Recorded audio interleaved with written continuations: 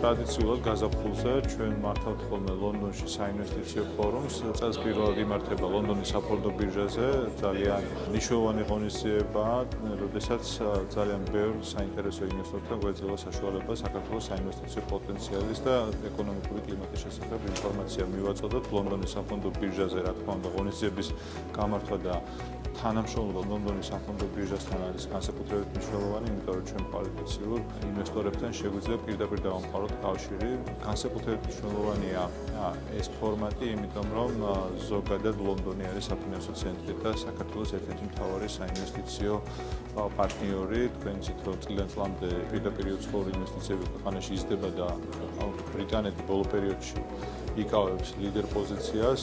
გასულ წელს ბრიტანეთიდან ინვესტიციებმა თითქმის $500 მილიონი შეადგინა და წინა წელთან ეს 23%-იანი ზრდა.